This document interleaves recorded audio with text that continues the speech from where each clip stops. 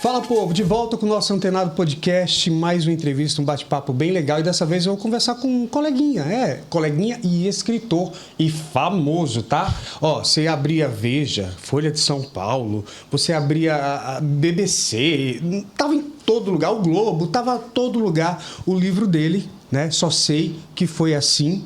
E um sucesso. Otávio Santiago, tudo bom? Oi, Eugênio, tudo bem? Obrigado pelo convite, pelo espaço. A recepção está sendo muito boa. Assim, eu até pensei que o livro fosse fazer algum barulho, assim, lá para setembro, para outubro, mas de repente, logo na chegada, já aconteceu essa recepção boa. E eu acho que é por causa do tema, sabe? E você acha que esse tema interessa as pessoas?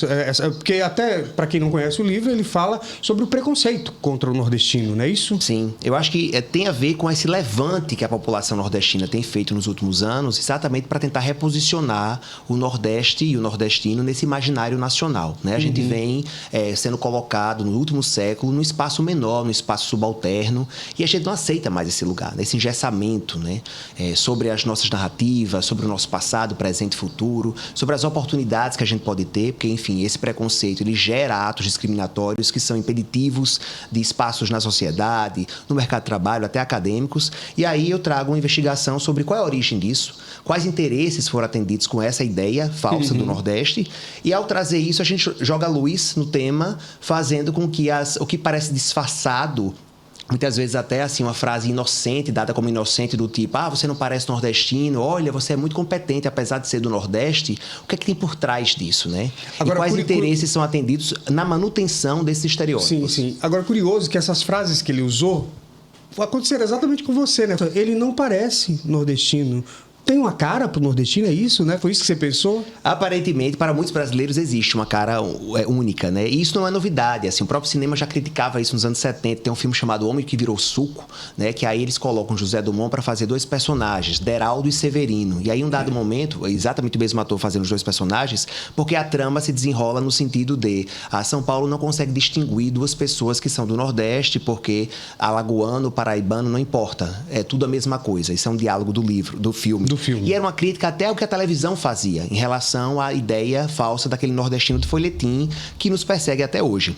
Mas voltando para a origem da investigação, assim, eu já morei em Brasília um tempo, e em Brasília eu vivi várias experiências discriminatórias. Porque hoje eu estou protegido pelo muro que foi criado para nós, pelo fato de eu estar em Natal, né? Então, assim, logo eu só sou notificado dessa falta ou excesso de nordestinidade quando eu saio do Nordeste. É quando a gente se percebe mais nordestino, né? Entendi. Em deslocamento para o trabalho, para qualquer outra coisa, mesmo que seja temporário, para uma férias, por exemplo, para passar férias em outro espaço do Brasil.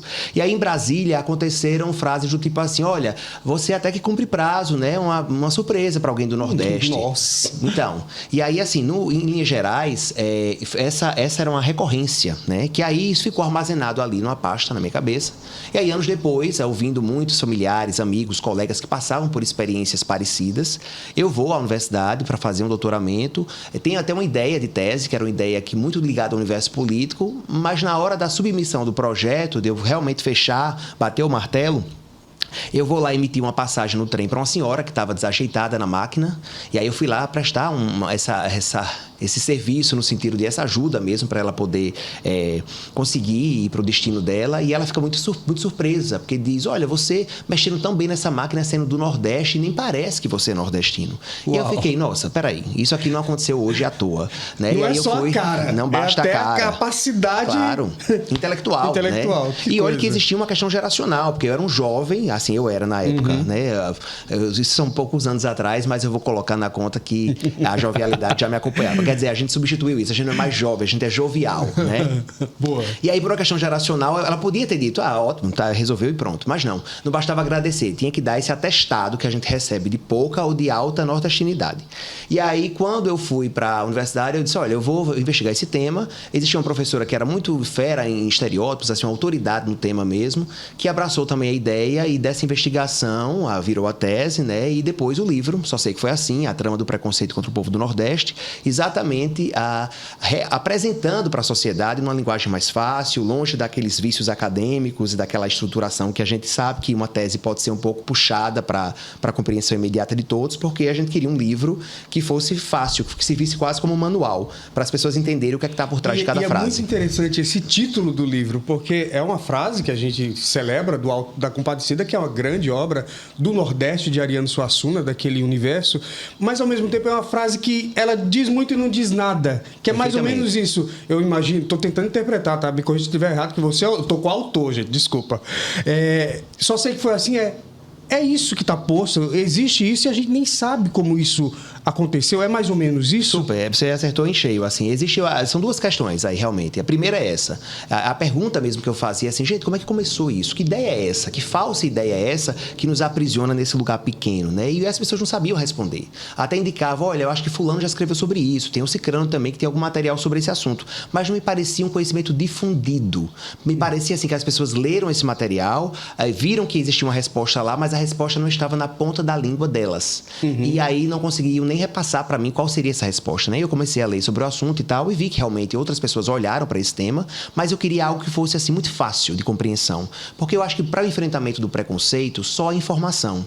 E o Brasil já tentou se atualizar em várias frentes. Hoje a gente é um pouco menos racista, um pouco menos homofóbico, transfóbico, em relação à igualdade de gênero. Existe mas já é melhor porque antes a gente achava que nem era, né? Sim, mas se você for olhar para as políticas públicas em geral e pela representação artística, a gente reconhece que há algum avanço, tá? Assim, por exemplo, hoje as protagonistas das novelas da Globo, nos 3 faixas, eram atrizes pretas, fazendo papéis não de menor prestígio social, que era o espaço que davam a essas atrizes antes na televisão, né? Então, assim, isso é um avanço. Com relação à igualdade de gênero, a gente também pode citar alguns exemplos. Até em relação à transfobia, você veja que a Ana Mui Laerte está gravando um filme e foi notificada pelas redes sociais de que essa personagem deveria ser naturalmente trans, por ser uma personagem que é a Geni, da obra de Chico Buarque. E ela rapidamente mudou a atriz, ela desconvidou a atriz cis, que estava fazendo a personagem, para convidar uma atriz trans. Então, não só no discurso na rua, mas na representação artística, há uma intenção de mudar, de virar a página. Mas com relação a nós nordestinos, não há. Se você for pegar as frases que são ouvidas hoje, você vai ver que elas são uma reprodução do discurso que foi construído 100 anos atrás. Então, não há uma evolução. E aí, quando você vai para a representação artística, ainda somos o nordestino de folhetim. Na falácia de um sotaque único, na falácia de uma narrativa pronta. Todos nós somos retirantes, temos um passado de retirância, um presente de dificuldade, né, de dúvida e um futuro de incerteza. Então, assim, o pior, um futuro de oportunidades limitadas. Então, essa questão que nos cerca, ela é um discurso, na verdade, que foi muito bem construído, porque é um projeto político, social e econômico mesmo, de desvalorização. E quando você desvaloriza uma região e uma população, você automaticamente, no discurso, valoriza uma outra região e uma outra população. E essa era uma das frentes nesse sentido. E aí você, dessa dinâmica, vai havendo uma reprodução de estereótipos e de conceitos. Eu quero um nome. Se a gente está desvalorizando o Nordeste, quem que a gente está valorizando nesse projeto político? São Paulo, o sul do Brasil, que na época era Norte e Sul, né? Mas tudo isso eu estou falando só para explicar o título, no sentido, e a gente volta para esse ponto aqui. Mas só para dizer assim, que não havia resposta. A resposta não era muito clara, né? Pesquisadores visitaram, mas eu queria uma coisa que fosse muito de fácil acesso. E aí eu saí do não sei para buscar o foi assim, né? E aí essa frase é ótima porque também nos entrega no sentido de dizer assim, olha, é desse jeito, essa é a nossa história. E aqui é uma oportunidade de conhecê-la. E Ariano Suassuna, por ser um escritor que depois veio a desenhar o Nordeste no campo literário, né? A dar uma imagem, e a gente está falando, por exemplo, o Alto da Compadecida, que é um clássico, ele é dos anos 50, quando a gente não tinha ainda a TV em massa, como é hoje. E a literatura foi a primeira maneira de se colocar numa arte, além das artes visuais, como uma tela, por exemplo, mas foi um dos primeiros braços de se pôr uma imagem, de se criar uma imagem a partir de uma narrativa oral, uma narrativa jornalística que existia. E muito forte. E aí você tem, na concepção dessa nossa literatura, nos feitos e efeitos da nossa literatura, também uma mão que acaba por determinar qual é a imagem que se vai ter do Nordeste. Porque você tem a mão das artes. E todo o discurso é validado e legitimado pelas artes. O discurso político que seja, né? E aí você tem, nesse caminho, assim, autores que... querendo ou sem querer, acabam por contribuir com a imagem que foi muito solidificada, ao ponto de hoje a gente não conseguir, muitas vezes, convencer de que a gente não está preso naquelas linhas de certos livros ou naquelas cenas de certos filmes e novelas. Mas aí, se você quiser, eu já emendo com a história do Sul, de São Paulo. Não, com certeza. E tem uma coisa também, que, antes de você emendar nessa coisa do Sul, que também tem a ver, eu recebi aqui, entrevistando alguns atores que estiveram em novelas da Globo, Titina, o Matheus Cardoso e uma outra galera que está na Globo e tal. E normalmente, quando eles vão para lá, eles interpretam, colocam eles dentro da fala do nordestino. Eles só conseguem papéis nordestinos. Isso também tem relação com isso. Tipo, por que ele não pode interpretar um outro ator que não seja necessariamente um nordestino? Tem tudo a ver. Um dos depoentes aqui do livro é Henrique Fontes. Dramaturgo, ator. Sim. Henrique Fontes me contou uma história que não tinha como não estar no livro, que é a seguinte. Henrique me disse que por várias vezes ele perdeu papéis por ser nordestino demais ou por ser nordestino de menos. Olha que complexo. Que louco. Quer dizer, quando você... Muitas vezes numa trama dessa de uma novela, você vai dizer que tem um médico, que ele era casado e ele se divorciou, e ali tem uma professora, que agora ela está com interesse em abrir a própria escola, ela está ascendendo socialmente. Existe uma dinâmica. Uhum. E na descrição de um personagem nordestino, a descrição é apenas nordestino, como se isso fosse suficiente para dizer tudo o que ele pode ser na trama, para determinar a participação dele na trama. Ou o que se espera dele. Ou o que se espera dele. E aí, o que se espera, muitas vezes, é só fazer um contraponto cômico, né? A gente entra naquele papel do bobo da corte, do tolo, do bobalhão, que vai distensionar uma trama central. E nisso há uma ideia, que é quase mercadológica, de você levar o Nordeste para os grandes espaços sempre dentro de um rótulo, de uma fórmula. E aí, quando o Henrique, por exemplo, é nordestino demais, significa dizer que talvez o sotaque dele possa impedir que aquele personagem convença naquele atributo, naquela profissão, naquela competência que ele tenha. Que aí casa com a senhora do trem. Você se mostrou competente nessa máquina. Ou lá em Brasília, você surpreendeu por entregar prazo. Quer dizer, Entendi. Esse nordestino não pode ser um neurocirurgião de repente. Como se a gente não tivesse grandes neurocirurgiões que fazem escola nesse país. Mas aí, talvez ele seja nordestino demais para convencer uma competência que, no imaginário nacional, não pode estar atrelada a uma pessoa do Nordeste. Ou nordestino de menos, para se provar como se espera da gente uma caricatura. Então, assim, olha, Henrique, você não tem os atributos que a gente espera. Quer dizer, não é uma questão de qualidade teatral, de qualidade cênica. É simplesmente porque querem que ele vire uma hipérbole de si mesmo. Que ele seja uma caricatura do nordestino, porque só esse molde é que vai estar de acordo com essa fórmula pronta, né? Então, assim, você acha que uma construção de um livro como o seu lança, né, de fato, para as pessoas essa discussão, mas você acha que isso pode mudar ou é missão quase impossível? Eu acho que é uma opção possível, mas que ela leva um tempo. E ela leva a disseminação de informação. É sobre pregar a palavra mesmo. E mostrar às pessoas o que aconteceu. Porque senão a gente fica naquele campo de, não sei, é uma coisa que está aí, meio que dispersa, né? Não sei como foi. E não é para estar assim. É para a gente entender exatamente como foi essa história. E aí, voltando ao ponto da validação do Sul a partir da desvalorização do Norte, né? Há essa questão da disputa interregional. Nós já fomos o polo principal econômico do país, República, né? No início da República, né? Teve um momento... A colônia, claro. No Brasil, né? colônia, início da República o açúcar também mandava. E a sociedade do açúcar, os senhores de engenho, era quem determinavam, né? A queixa do Sul... Aquela coisa toda. Que vai vir só um pouquinho depois, porque quando a gente desloca um pouco o eixo econômico do litoral para o interior. Sai um pouco a cana-de-açúcar de cena do protagonismo e o algodão, a pecuária, passam a valer como protagonistas da economia. Que aí já é nesse momento dessa revalidação, digamos, econômica do Nordeste, quando São Paulo quer se consolidar como esse polo do Brasil, político, econômico, cultural, intelectual, que aí existe uma possibilidade de revalidação da região, que seria a assistência em relação às obras de convivência com a seca. Eu estou falando muito particularmente da República Nova, 1920, 1919, quando o presidente Epitácio Pessoa assume a presidência da República. Veja, voltando para a escola, lá para o que contavam para a gente na sala de aula, e essa parte até contavam. Estamos falando dos anos da política do café com leite. Minas Gerais e São Paulo se revezando na presidência da República. Perfeito. Em um dado momento eles não se entendem e um paraibano ascende à presidência. Senta na cadeira mais importante do Palácio do Catete, Epitácio Pessoa. O que é que Epitácio Pessoa vai fazer? Olhar para a sua região. Ele, paraibano, ele diz, eu quero olhar para a região Nordeste. E nesse momento, o açúcar já era uma coisa que estava ficando para trás. Declínio. E o interior, com o Nordeste dos coronéis, ia entrando em cena, com o algodão, com a pecuária. E essas obras seriam muito importantes para revalidar economicamente a região, nas palavras do próprio Epitácio, uma mensagem que ele enviou para o Congresso naquele ano. Para que essa mensagem? Ele queria fortalecer o IFOX, o Instituto Federal de Obras Contra as Secas, que muito mais tarde virou o DENOX, que a gente conhece até hoje. E fez um envio de recursos, assim, um envio forte de recursos para o Nordeste, para fazer várias obras como Porto de Natal, por exemplo, são desse período, obras como Gargalheiras, Oroz, no Ceará, são várias obras que são desse período, de açudagem, de estradas de rodagem, portos e outras tantas. E nesse investimento, há uma reação.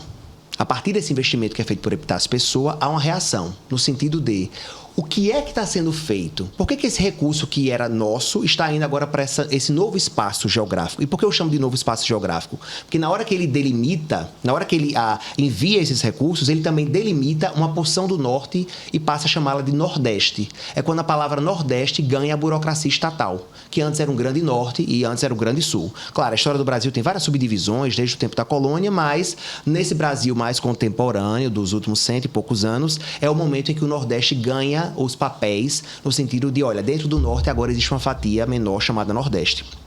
E é para essa fatia que a União vai olhar. Esse movimento teve reações. Esse movimento não foi aceito, claro, porque para além da questão de existir geograficamente como uma novidade discursiva, existe uma reivindicação de espaço.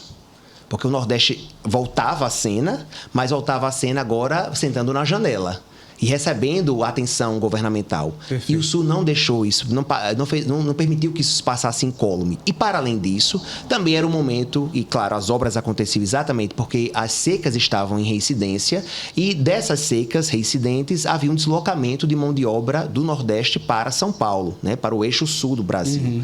E aí os nordestinos estavam em deslocamento para buscar oportunidades, para buscar novos espaços.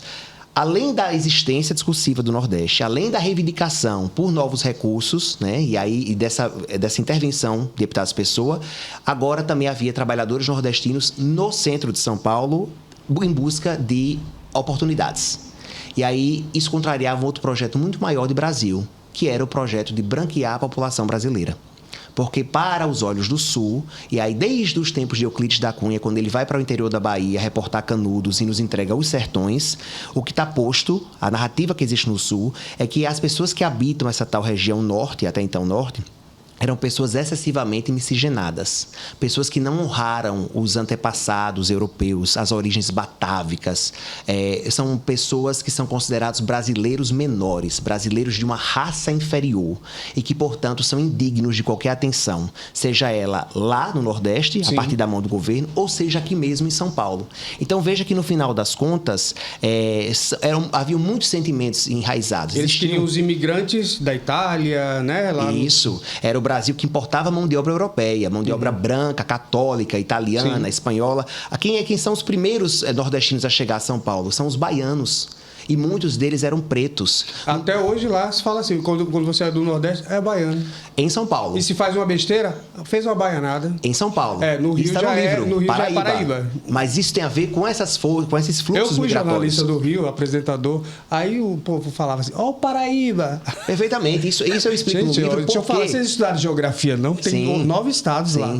Por que no Rio a gente é Paraíba e por que no São Paulo a gente é baiano, né?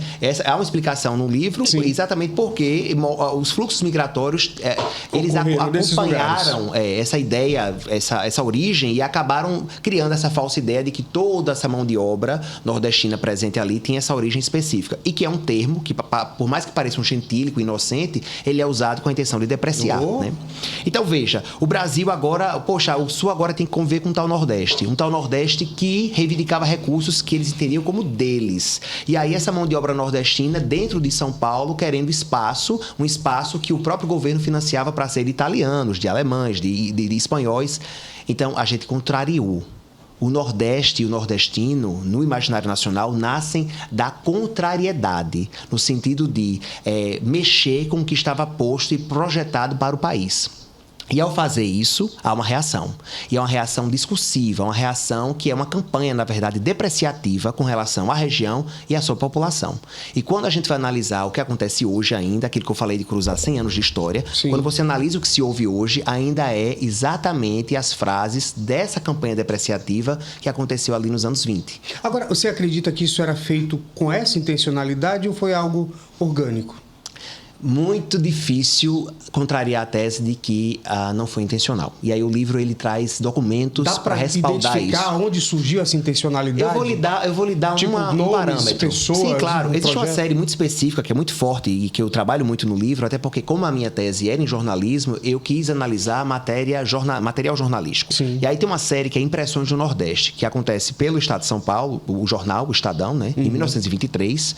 E aí essa série, ela é uma expedição para que um correspondente fosse verificar as obras que estavam em curso, as obras ainda do IFOX, né? Só que Epitácio Pessoa não era mais o presidente, e o presidente agora era um mineiro, Arthur Bernardes. O sucessor de Epitácio. O sucessor. Arthur Bernardes já era o presidente da República e ele era mineiro. E aí essa série acontece.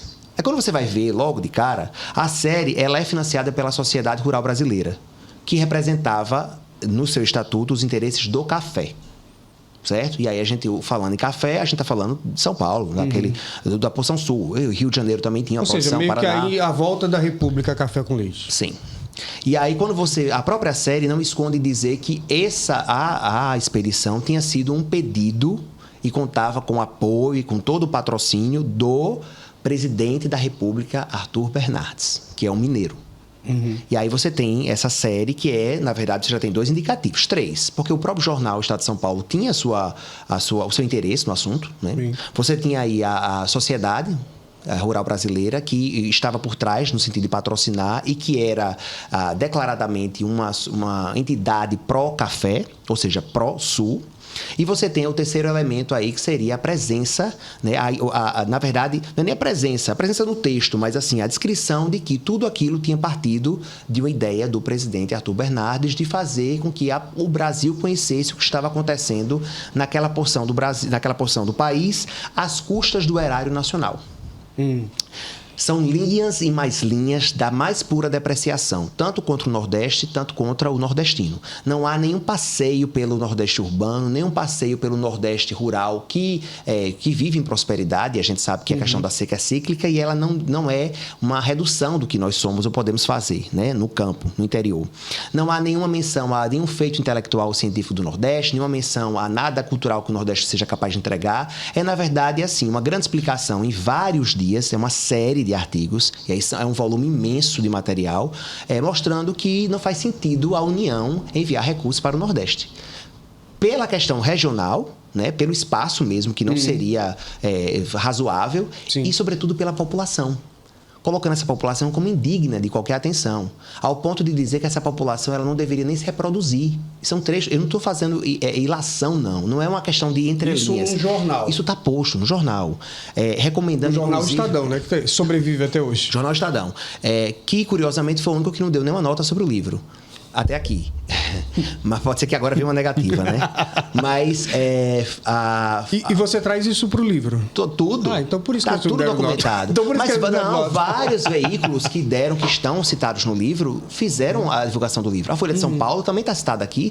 E eu acho que inteira até como movimento de meia-culpa. Folha de São Paulo, Revista Veja, eu também cito no livro, e com exemplos que são recentes. E que é bobeira, né? No final das contas, são coisas datadas, né? Claro. Enfim, a gente cometeu erro. Todo mundo comete erro no passado aí. Tomara que corrija. E olha que é um passado aqui dos anos 90, não é nem tão passado. Mas assim, eles divulgaram, porque entendem que que deve se atualizar o pensamento. Claro. Agora, passado isso, essa campanha, o que acontece?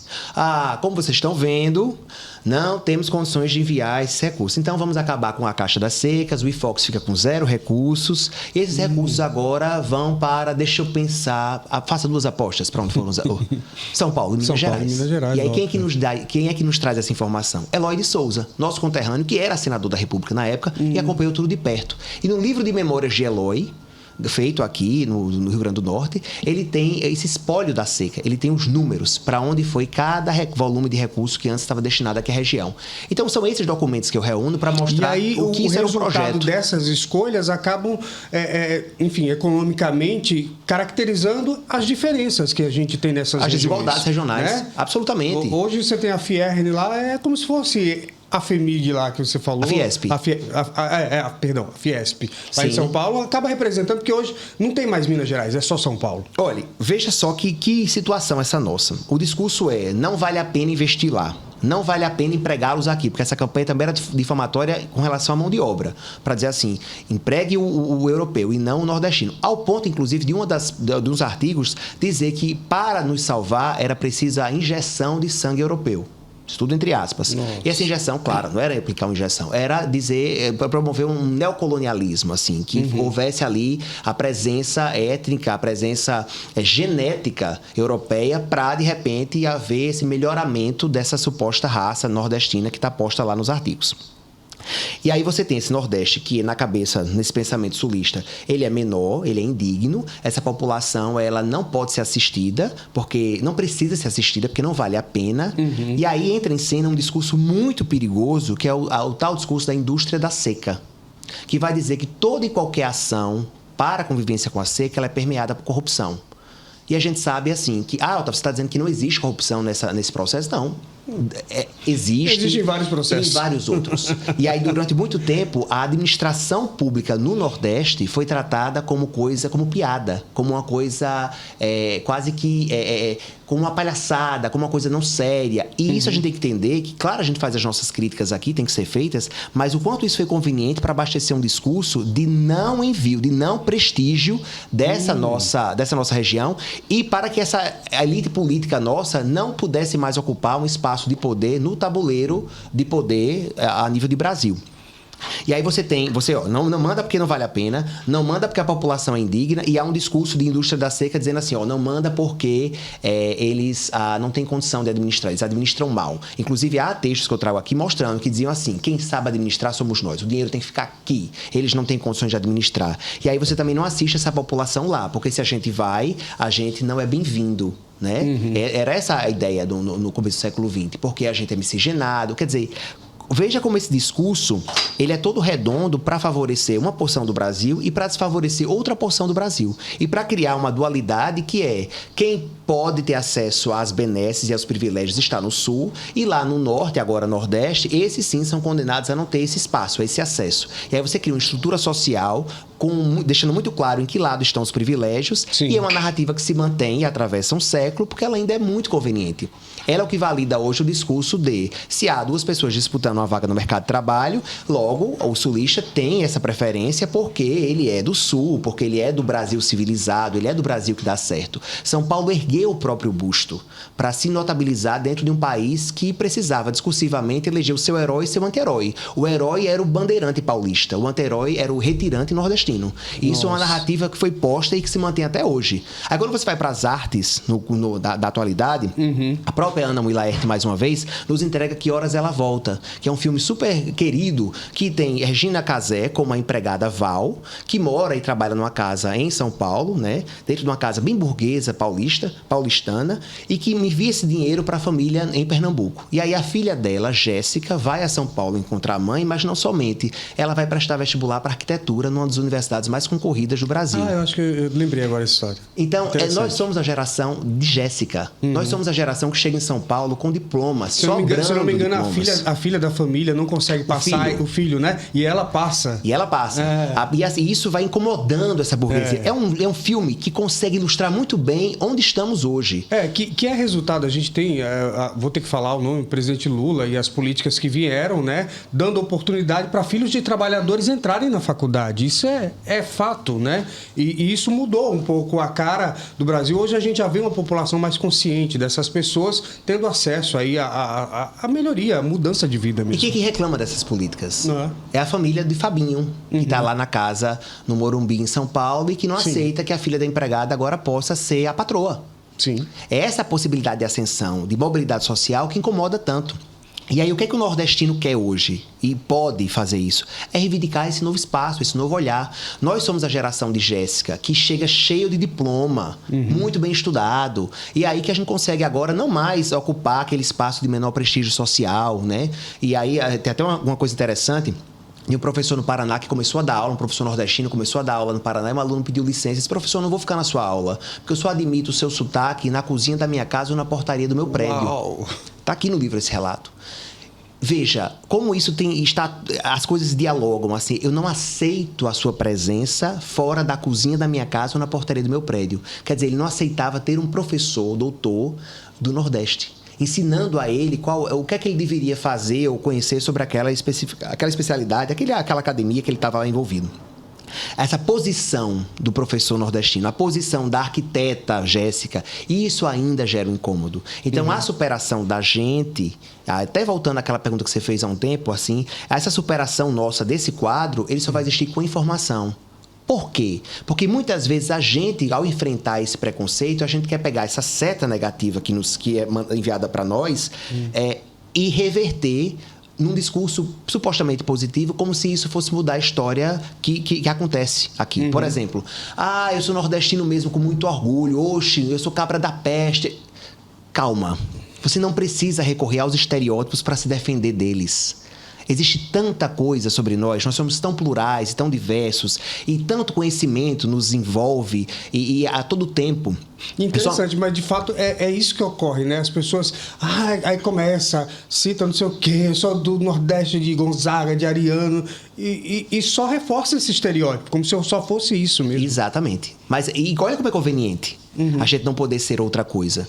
Então, eu acho que a informação, ela nos serve de arma, porque lança luz nas intenções, né? O que é que tem por trás disso? E aí você percebe que não há inocência em nada, e sim existe uma camada de malícia mesmo, e da vontade de engessar socialmente para que não haja ascensão, não haja mudança, e Jéssica nunca possa ser arquiteta.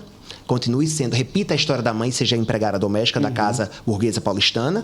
E também para nós mesmos compreendermos que somos muito além desses estereótipos. E que não faz nenhum sentido a gente acessar os estereótipos para nos defender deles. Não faz sentido. Quando você me pergunta sobre o Nordeste, sobre o que é ser nordestino, é muito difícil eu conseguir resumir isso em 2, 3, 4 linhas. Porque eu tenho minha família, por parte de mãe, é do Ceará, a família, por parte de pai, vem do Seridó.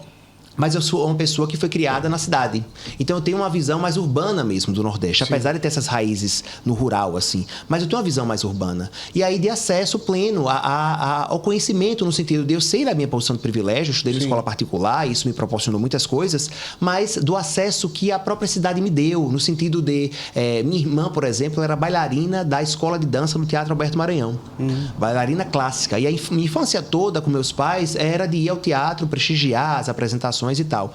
Então, assim, imaginar... Parece uma besteira, Eugênio, porque pra gente é rotina, dia a dia. Mas imaginar balé clássico num teatro Belle Époque, no centro de Natal, com pessoas que, no caso da Editan, são de várias origens sociais, porque há esse entroso bem. E aí a gente não somente consumir essa arte, mas, de repente, vários bailarinos nossos estão aí em Joinville, estão no Bolshoi.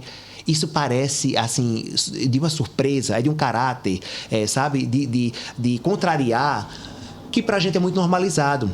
Então, se eu olhar para trás, eu vou lembrar disso. Eu vou ter memórias acessando, eu vou ter memórias estudando Drummond, eu vou ter memórias recitando Drummond no centenário dele, que é um poeta nosso, de Minas, mas, enfim, é Brasil. Então, o que eu quero dizer é assim, a gente tem na nossa trajetória vários elementos, para além das pessoas que podem nos orgulhar muito, como Graciliano, Raquel de Queiroz, Jorge Amado, enfim, e a do Paulo Freire, em vários campos que a gente tem, na ciência, são várias pessoas que podem ser dadas como referência.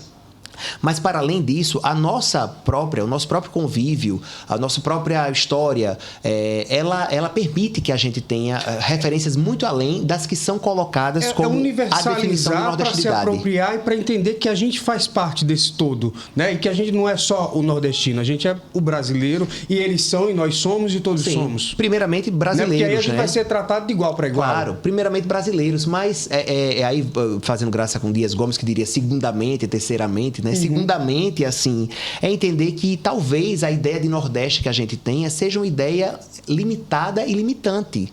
E que não corresponda com a verdade. Eu estava participando de uma mesa essa semana aqui, discutindo a Natal, a identidade, e aí eu conversei com uma turma que é do movimento hip hop da Zona Norte. Aí começou ontem, tem 30 anos o movimento. 30 anos. Uau. Quer dizer, essa geração que está lá inserida nessa ambiência, nesse universo... Talvez a memória de infância dele seja o hip hop, não o baião. E tá tudo bem. E tá tudo bem. O que não pode é a gente estar preso à letra de uma música, porque nós temos várias músicas. O que não pode é a gente estar preso a um verso de cordel, quando a nossa literatura ela passeia por diversos gêneros. E a gente tem poetas incríveis, e a gente tem prosadores de primeira.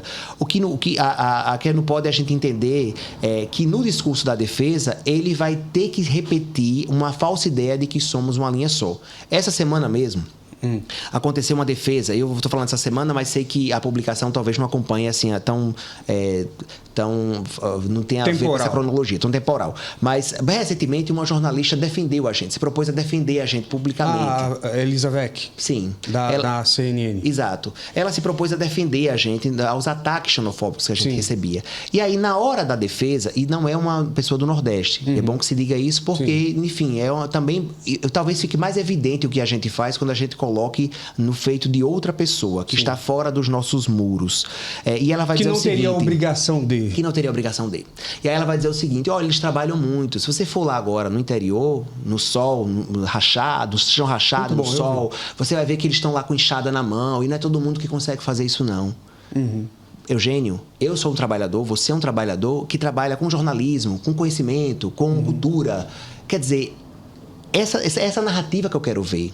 É a narrativa do Instituto de Neurociências. É a narrativa para a gente discutir outras coisas para além. Ela fez a defesa, mas reforçou o estereótipo. Reforça o estereótipo. Otávio, então essa pessoa do lado do interior não é trabalhador? Claro que é. Claro. Mas e as marisqueiras?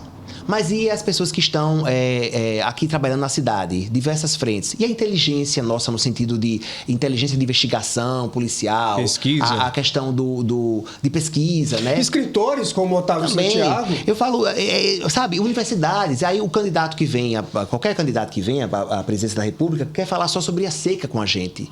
E a seca não deixou de existir? Não deixou de existir. Mas eu acho que diferente de 1923, e agora estamos em 2025, talvez a coisa do acesso à água não seja o que vai revalidar a região Nordeste no Brasil de 2025.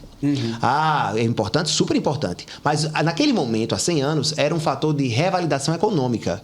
Agora a gente quer discutir universidades, acesso a universidades, descentralização de universidades. A gente quer discutir ciência, tecnologia, a gente quer discutir as pautas do hoje. A indústria. O Rio Grande do Norte é pouquíssimo industrializado. A gente quer discutir as pautas de hoje. Então veja como é interessante. De repente, o que fazia sentido para a gente em 1923 nos é negado, e agora o que já não faz tanto sentido assim é tudo que vocês vão discutir com o governo federal. Quantos livros já foram vendidos? Com essa exposição toda, você esperava esse lugar, né? Você já foi convidado para inúmeros eventos, aparecendo aí nos principais veículos de comunicação do país, com a obra em destaque. Como é que você está vendo isso tudo? Tô achando bom, porque é sinal de que... Dá pra achar ruim, né? Claro, mas não por mim. Isso aí eu falo, não é aquele discurso demagogo, não. Não é por mim, não é pelo livro, é pela pauta. Sim. Porque a gente pautou vários veículos. E a discussão, assim, imensa. Por exemplo, na BBC, o post sobre o livro da BBC teve 115 mil curtidas. E aí 25, 30 mil compartilhamentos, muita discussão. E é nesse ponto que eu quero chegar. É fazer com que as pessoas reflitam, né, sobre essa temática toda e encontrem subsídios para o enfrentamento. A quantidade precisa eu não tenho, mas o que eu posso dizer é, a Editora Autêntica fez a primeira impressão, em 29 dias o livro tinha se esgotado. Porque no mesmo final de semana aconteceu de eu falar na Então quer dizer que se eu quiser comprar o livro hoje não tem? Hoje já consegue, porque já houve reabastecimento. E compra onde? Aqui em Natal, você pode comprar na Rede Leitura, né, nas livrarias Leituras e também pela Amazon. É fácil, porque chega em casa. Mas aí o livro está na Travessa, na Vila, e em várias livrarias do país. Mas na Amazon tem a conveniência de, enfim, você comprar então, e chegar 29 dias esgotou a primeira leva. Porque coincidiu BBC, a Feira do Livro, que aí que foi... é BBC? A BBC, o veículo BBC. Sim, o veículo, perdão. E aí foi quando a BBC jogou nas redes sociais a questão do livro. E aí a Feira do Livro soltou a divulgação dizendo que eu ia falar, né? Porque a Feira do Livro é organizada por uma revista muito respeitada chamada 451 de literatura. E Cissa Guimarães, a apresentadora e atriz Cissa Guimarães, que tinha recebido o livro de Ademara, porque a contracapa do livro tem 2 blurbs, que são 2 análises de pessoas que leram o livro antes para dar um depoimento de contracapa. A Ademara, que é a atriz de Recife, que fez aquele vídeo sudestino do Porta dos Fundos, que era um vídeo sobre esse olhar torto. É maravilhosa essa guria. E aí ela fez um blurb e o outro foi Itamar Vieira Júnior, que é o autor de Torturado. Eles receberam o livro antes e fizeram uma análise crítica e está na contracapa. A Ademara foi em Cissa Guimarães, no Sem Censura, e disse, Cissa, falou sobre o preconceito que ela tinha sofrido, uma chefe dizendo que não via a hora dela pegar o pau de arara de volta para ela voltar para o Nordeste, isso lá no Rio de Janeiro. Ela disse, inclusive, Cissa, eu trouxe aqui um livro, e aí ela entrega a Cissa Guimarães esse livro, Cissa faz toda a propaganda lá no programa, que foi muito bacana, e nesse mesmo período aí da BBC, Cissa reaparece no Instagram pessoal dizendo, gente, eu li o livro e é fantástico, leiam. Aí em 24 horas, isso tudo aconteceu. No dia seguinte, a Amazon já tinha procurado a Autêntica, dizendo que o estoque tinha acabado e pedindo mais 600 livros. A Autêntica é a editora. E a Autêntica considerou pedir de volta nas livrarias, o que estava consignado para entregar, né? Só que no outro dia, a Amazon já tinha atualizado o pedido para 1.199 livros. E aí não tinha mais como, tinha que ser uma nova tiragem. E foi feita a nova tiragem. Para o mercado editorial, isso é muito. São números grandes, porque é um consumo diferente. Assim, o compromisso de alguém com um livro é muito difícil de você conseguir. Hoje, cada vez mais. Cada vez mais. E aí, sobretudo, quando você tem um nicho específico também. Porque não sei se tal. Eu quero muito que as pessoas no Rio Grande do Sul, no Paraná, conheçam essa história, no Santa Catarina. Inclusive, me surpreendi. O Tribunal de Contas de Santa Catarina me convidou para fazer uma palestra sobre o livro lá. E aí eu vou ter essa oportunidade de conversar com as pessoas em Florianópolis sobre esse assunto. Mas eu acho que é um movimento legal. Mas, a princípio, é um livro que interessa muito o nordestino, né? E aí, assim, essa recepção foi muito boa. E eu acho que tem a ver com esse levante de ninguém aceitar mais isso, né? Esse lugar menor. A gente não quer esse lugar menor e a gente quer que seja revista aí os lugares de cada um na mesa. Esse é o seu segundo livro? É o segundo livro, é. Você tem um outro, né? Que você já lançou, que era um livro de quê? Sobre... É um romance. Um romance? Um romance breve. Eu digo breve porque você lê, é muito rápido. Mas foi lançado pela editora Mostra Escribas. aqui pra gente, por favor. Vou começar pelo... Só sei que foi assim. Só sei que foi assim. Que é esse aqui que tem essa capa de bozó também, com o artista pernambucano. Muito, muito bacana. Muito legal. Lembra a coisa do movimento armorial mesmo, né? Mas aí tem a coisa também do peixe fora d'água. Quem mordeu a isca? Isso pra gente morder a isca narrativa, sabe? E aí o primeiro livro foi esse aqui, que é o Coisa Fraca no Sal Não Prospera, que foi lançado pela Escribas em 2021. E é um romance sobre como aqui na nossa cidade algumas pessoas fazem grandes malfeitos e há uma proteção, uma mão que protege. Sabe? Para que essas pessoas não sejam maculadas e para que elas se mantenham no poder. Assim. Interessante. É uma narrativa sobre isso. E tem esse catálogo também, que não chegou a ser um livro. Eu até digo que ele não é nem uma revista, nem um livro. Ele é qualquer coisa no meio do caminho. Mas que eu gosto muito desse trabalho, porque eu consumo a Ribeira, gosto muito da Ribeira. Enquanto Eu Existir. Sim. O Enquanto Eu Existir, ele é um inventário sobre a Ribeira que sobrevive, assim. Porque eu gosto de frequentar a Ribeira e quando as pessoas me ligavam, você está fazendo o que aí na Ribeira? Não tem mais nada aí. Eu dizia, um dia eu vou contar. Você quer saber? Eu não vou contar só não, eu vou mostrar. E eu fui em cada imóvel da Ribeira para mostrar o que ainda acontece no bairro, né? Porque todo mundo fala da Ribeira assim, a Ribeira que foi e a Ribeira que poderia ser, mas nunca sobre a Ribeira que é. E não há como a gente pensar em um novo momento para a Ribeira sem considerar a Ribeira que existe hoje. Fazer uma análise, né, do momento ali, a foto. Às vezes a projeção de, a Ribeira como seria se fosse revitalizada. Quando você vai ver os imóveis que são usados nessas reproduções, simulações, são imóveis que estão lá em funcionamento no negócio há 40 anos. Sim. E essa pessoa se magoa, porque como assim o projeto de recuperação da Ribeira é que eu saia da Ribeira? Né? E aí eu coloquei luz ali nesses negócios existentes, comércio, iniciativas culturais, são 126 ao todo, e é um catálogo para você consumir a Ribeira do hoje. Muito né? interessante. E eu gosto muito desse porque eu acho que Daliana Cascudo me deixou muito feliz quando ela disse assim, Daliana, que é a neta do Câmara Cascudo, ela disse assim, ela publicou no Instagram isso, Otávio com esse catálogo fez pela Ribeira o que o poder público não faz há 30 anos. Eu achei muito forte isso e significativo. Porque, para você ver, o que é que eu fiz de diferente? Eu só olhei. E mostrei, sabe? Porque o trabalho mesmo quem faz é a própria Ribeira de se manter viva apesar de tudo. Maravilha. Santiago, diante disso tudo, você é jornalista, meu colega, já dividimos bancadas mundo afora aí, da rádio e tal. Qual que você imagina que seja o maior legado que você tem deixado da sua trajetória como jornalista, como escritor? O que você acha que... Olha, eu quero ser lembrado por isso. Eu me acho tão... Apesar de não ser mais jovem, mas me acho tão novo para falar em legado, sabia? Esse cabelo branco aí... Não, o cabelo branco, ele entrega muito. Ele é muito entrevista. Mas assim, é porque eu acho legado uma coisa tão assim...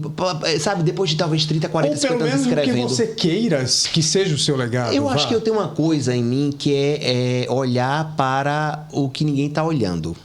Isso eu consigo ver nas coisas que eu faço, assim. Às vezes é uma coisa que está ali, aqui, muito próximo, mas, de repente, você olhar para isso. Por exemplo, na Paulo Gustavo, do Governo do Estado, eu consegui aprovar um projeto que esse me deixa muito orgulhoso e que ele vai acontecer até o final do ano, porque a gente tem um prazo de entrega mesmo.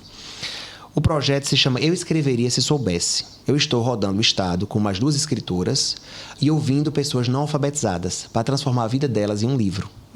Eu escreveria se soubesse, né? Então, com muito respeito à oralidade, elas contando na maneira delas, né? A gente conduzindo para que a história ganhe o papel. E lança a luz porque muita gente nem imagina a quantidade que ainda existe de pessoas que não sabem ler e escrever. Sim. E o quanto que isso tira delas a cidadania. Total.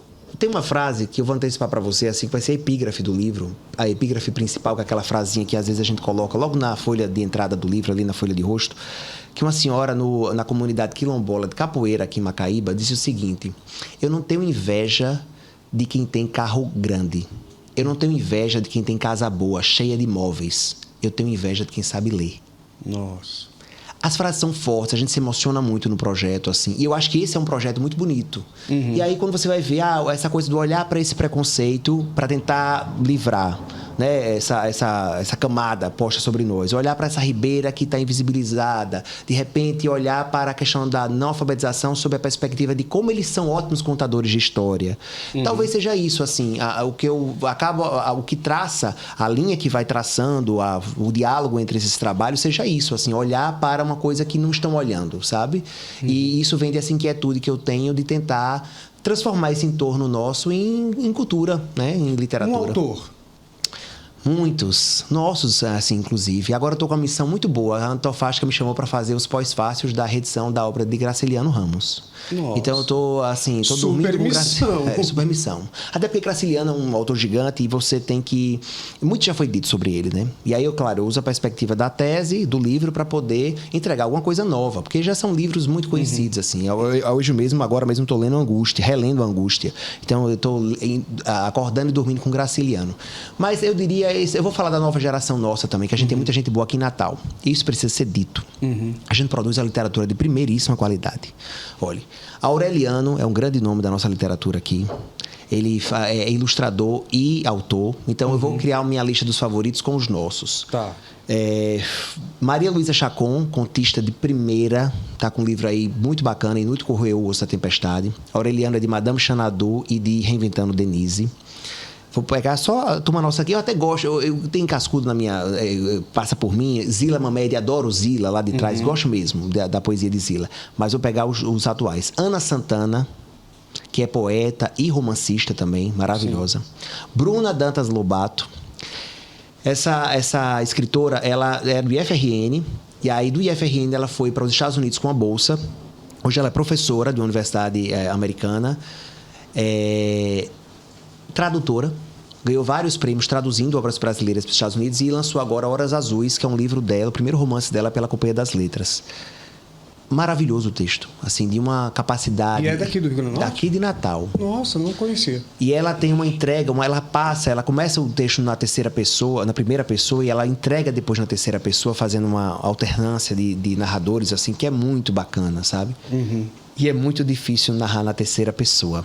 Muito mais que na primeira, assim, eu fiz ficção, eu sei o quão é difícil. Tornar de pessoal essa narrativa, né? E você conseguir traduzir as sensações de terceiros, pelo que você pode ver. Porque uma coisa é você dizer o que eu senti, incomodou aqui, doeu aqui, foi assim. Não é onisciente, né? Então, mas você saber o que se passou dentro de um personagem, ainda que seja criado por você... Para você não cair numa coisa inverossímil, né? E dizer assim, olha, ele sentiu assim, assado, como é que você sabe? Como é que você soube? Então, também, assim, uma pessoa que escreve muito bem. A gente tem muita gente boa escrevendo hoje. E eu acho que esse é o movimento que precisa ser feito, de união mesmo, para a gente poder furar as bolhas. As leis de incentivo funcionam para essa galera ou precisa mudar? Como é que a literatura é tratada? Você, por exemplo, tem alguns projetos que já foram contemplados aí por leis de incentivo, Paulo Gustavo, Câmara Cascudo, Djalma Marinho. Como é que você avalia esse momento para literatura? Eu acho que os editais são muito importantes. Assim. É claro que a literatura, eu vou sempre advogar por uma fatia maior. Porque é um processo escrever um livro. Há uma dedicação de muito tempo, né? E aí, assim, muitas vezes há uma divisão de é X para música, Y para o audiovisual, Z para a literatura. Eu acho que esse montante para a literatura poderia ser maior, sim. Porque é um processo que não é sobre imprimir o livro. E muitas vezes, na conta de quem faz o edital, a conta é o custo de impressão do livro, a diagramação e impressão. Sem reconhecer aí o trabalho do autor de dedicação de meses e meses que antecede aquele momento de você diagramar e imprimir. Eu acho que esse montante que é destinado à literatura, E fazer ele esse pode ser livro revisto. chegar a ser conhecido é todo um trabalho de comunicação também, né? Muito forte. É o que a gente chama de circulação. Isso aí é muito forte. E aí Que hoje eles esquecem que isso existe. Sim, e eu conto hoje com a editora porque faz um trabalho, o livro é da editora, né? Sim. A gente a editora adquire o livro e aí faz o trabalho de divulgação porque o livro é dela. E tá tudo bem que seja, porque claro, é um braço que vai poder fazer o livro chegar em muitos lugares. E eu acho que aí que está o problema. Hoje os editais, a gente vai questionar sempre esse valor, por uma questão de entender que a literatura precisa e merece mais. Sim. Mas hoje, pela lei de incentivo, eu consigo fazer a ocupação literária, que é um projeto que me dá muito orgulho e que eu visibilizo aí muita gente aqui do estado, faço um bom intercâmbio entre autores de fora e autores locais. Já fizemos 2 edições na Pinacoteca do Estado e foram muito bacanas. Agora, eu acho que o problema maior está no Potiguar, no Natalense. No sentido de reconhecer e valorizar a literatura que é feita aqui. A gente precisa revisitar essa nossa relação com a nossa cultura, sabe? Interessante. E eu vejo isso pela própria ocupação. Eu trago autores convidados assim, e eu digo sempre, todas as mesas que são construídas são mesas assim, é uma pessoa de fora e uma pessoa daqui, pelo menos uma ou duas, para que aquela pessoa que venha ver Eugênio, ela volte conhecendo Otávio e mais alguém. E Boa. saiba que aqui tem pessoas que também produzem literatura e que são muito respeitadas em outras praças, mas que poderiam ter mais respeito e valorização aqui. Uma obra que mudou sua vida. O Olha, dia que eu li isso, bum, explodiu algo. você fala ficcional ou não ficcional? Não, o que você quiser. O que você quiser. O dia que eu li isso, caramba. Existe um livro chamado A Cidade Invisível, de Ítalo Calvino, que ele mudou a minha relação com a palavra. Porque ele transforma... são crônicas sobre cidades inventadas, e essas cidades são personagens. Isso mudou... Muito do que eu escrevi aqui em Coisa Fraca, assim, da motivação que eu preciso escrever, veio desse livro, assim. E eu acho que eu diria isso porque foi uma revolução no sentido de... Olha como a pessoa pode se relacionar com as palavras, sabe? Isso mexeu muito comigo. Mas... em cada momento você tem essa mexida, assim. Na tese mesmo, você vai visitando algumas coisas, as próprias noções de estereótipos, você vai entendendo a fórmula. Olha só onde a gente caiu, que armadilha a gente caiu, né? Tem uma coisa que as pessoas falam muito, que hoje se lê pouco, né? E as pessoas cada vez leem menos e eu entendo que quando você não consegue ler, você não consegue ter repertório, capacidade para ter o pensamento propriamente, né? Sim. E autonomia para isso também. E você acredita nisso? Hoje a gente lê pouco, lê menos, a gente pode atribuir isso que é a internet, é esse consumo de coisas muito rápidas, TikTok da vida 15 segundos, a vida um vídeo. Como é que a gente pode mudar e fazer? Ou eu estou falando besteira, as pessoas leem? Não, muita gente lê ainda, né? Mas eu acho que a gente também lê muita besteira. Sabe, assim, lê muita besteira e nesse consumo realmente da rapidez, da velocidade. Quantas vezes eu já não vejo, já não vi pessoas criticando um conteúdo na internet pela primeira linha do título e não entenderam o que aquilo de fato trazia. Isso é muito comum. Você é uma pessoa posta, a pessoa lê 3 palavras, já entendi tudo e já vai para o comentário. Verdade. A gente parece assim, a gente tá zero disponível para ler e aprender, mas muito disponível para criticar, para falar. Então, a coisa E do falar dois sem nenhuma propriedade. Sem nenhuma propriedade. A coisa de uma boca, 2 ouvidos, essa matemática se foi nessa era nossa, assim. Mas eu ainda acho que o que falta mesmo é o encontro certo. Porque para todo mundo existe um livro que vai falar com aquela pessoa, sabe? Que vai fazer sentido para ela. E aí eu digo isso pela própria ocupação. O número de jovens na ocupação literária é impressionante. A primeira edição já mostrou isso, mas essa segunda foi sensacional. Muitos jovens ocupando o Palácio Potengi, que se transformou assim no Palácio dos Livros. E aí eles em busca desse encontro com os autores que eles consomem. Então eu acho que é o encontro que está o problema. O que acontecia com a gente? Aos 12 anos jogavam um machadão nos nossos peitos e diziam, pronto, a prova é próxima semana. Então pra gente aos 12 anos ler Machado de Assis é mais complicado mesmo. E talvez se dissesse assim, olha, são 3, 4 livros aqui, escolha o que você... né? E aí de repente faz sentido. Eu acho que falta esse encontro. Quando falo Machado de Assis, até hoje o trauma fica, eu me tremo todinho. Mas hoje eu gosto, mas na época eu realmente não estava preparado, não. Eu gostava de Monteiro Lobato, que hoje o povo já começa a criticar. Era o que me atraía. Que foi revisto também. Porque o Monteiro Lobato era eugenista. Eu até trago esse livro. Ele sim, era da Sociedade Eugênica. Mas eugênica sem nada a ver com o nosso amigo Eugênio. Não comigo. Outro eugenismo. E aí, assim, você... tem coisas que fazem revoluções em você. Eu me lembrei dos maias. Os Maias Sim. fez isso, criou isso. Eu tinha uns 17 anos, sei lá, 16. Quando eu li Os Maias, eu também achei fantástico a forma como tudo era posto ali. E é essa de Queiroz, que é um português muito abrasileirado, assim. Sim. Mas eu achei aquilo fantástico. E agora na Feira do Livro foi ótimo, porque eu encontrei Maria Adelaide Amaral. Uau. Que é uma grande novelista e tudo, e também escritora. E aí eu conversando com Maria Adelaide Amaral, ela me olhou uma hora e disse assim: sabe, Otávio, você parece assim um personagem de Essa de Queiroz. Aí eu fiquei, olha, eu disse: olha, Maria, eu esperei, vivi 36 anos para ouvir você dizer isso. Porque para quem consumia e depois viu, né, foi pra TV, Os Maias pelas mãos dela, e aí de repente receber essa fala, eu achei engraçado. E esse bigodinho?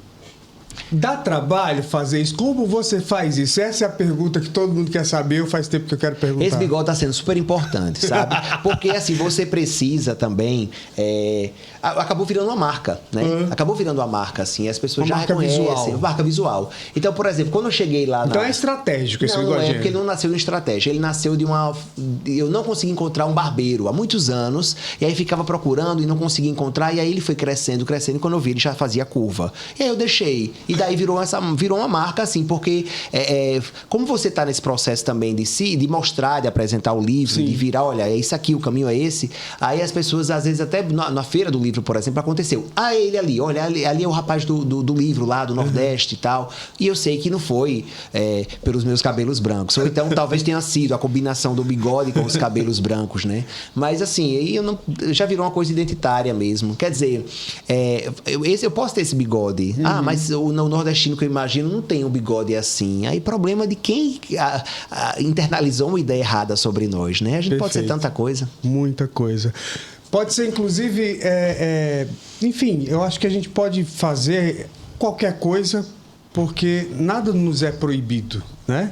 E nesse sentido de não ser proibido, vamos acreditar que alguém um dia proibiu a gente de ser quem nós somos, Sim. né? E que a Ou gente disso, precisa só pode ser isso. ou só pode ser isso, né? E a gente precisa de fato desconstruir, e você está ajudando nisso. Queria te agradecer, desejar mais sucesso ainda para o livro. Espero que você faça muitas palestras, encontros, discussões sobre o livro, porque isso vai ajudar de fato a desconstruir todo esse preconceito, né? Todo esse estereótipo que se criou sobre nós nordestinos, e a gente é muito mais, com certeza. É uma campanha, viu, Gênio? É uma campanha. E você dando espaço aqui ajuda também nessa campanha. Que E eu não honra. posso deixar de dizer a quem está nos acompanhando aqui que adquira o livro. Mas eu não sou muito de ler. Presenteie alguém que seja. Boa. Porque aí a gente vai pregando a palavra, difundindo essa informação e virando essa página que já está mais do que na hora da gente Mostra virar. de novo aqui, por favor, para olhar a capa, o povo já clicar lá no... Só sei que foi assim, esse amarelinho aí, viu? Octávio Santiago, maravilhoso. Não Vamos é sobre ler. mim, não é sobre o livro. É sobre você que está em casa aí. Muito bom. E tem música no final, né? Você escolheu uma Quando música. você falou, você pode ser muitas coisas, eu pensei, menos cantor. Porque cantor é você, quem canta e... Nada disso. Enfim.